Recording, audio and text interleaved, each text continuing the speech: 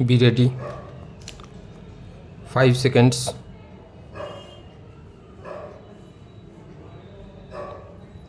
Start.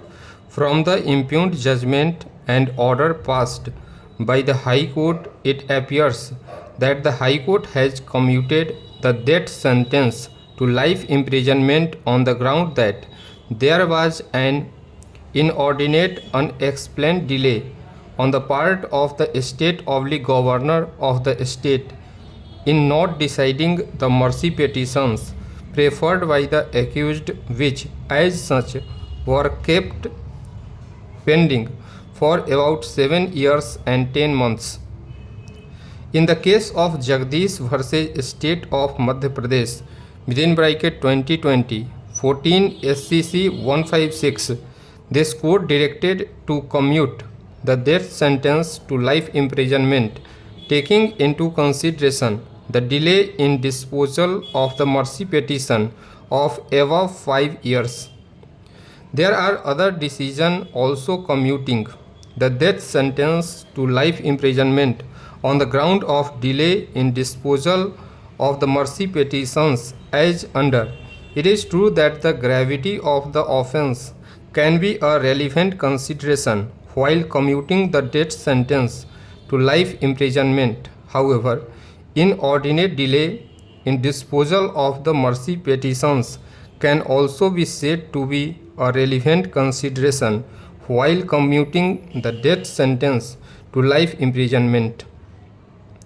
If even after the final conclusion, even up to this court, even thereafter there is an inordinate delay in not deciding the mercy petition, the object and purpose of the death sentence would be frustrated.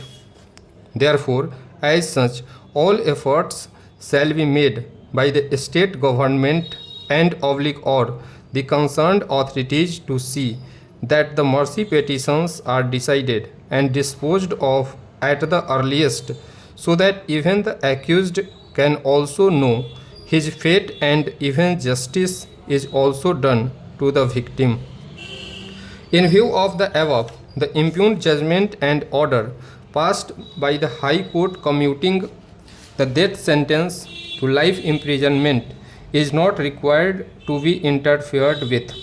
However, at the same time, the Learned Counsel appearing on behalf of the state as well as Miss Aishwarya Bhati, Learned ASG appearing on behalf of the Union of India, are justified in making the grievance that in death case and even the Honorable High Court is right in commuting the death sentence to life imprisonment.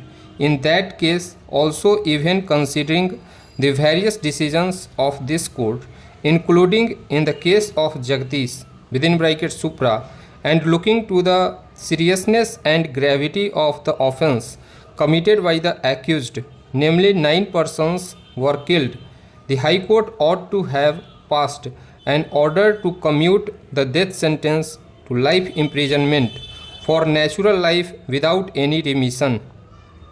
If such an order would have been passed, it would be in the fitness of things and may give solace to the victims. In view of the above, and for the reasons stated herein above, present appeal succeeds in part. The impugned judgment and order passed by the High Court commuting the death sentence to life imprisonment is hereby modified, and it is directed that the accused to undergo life imprisonment for natural life and without any remission. The present appeal is partly allowed to the aforesaid extent.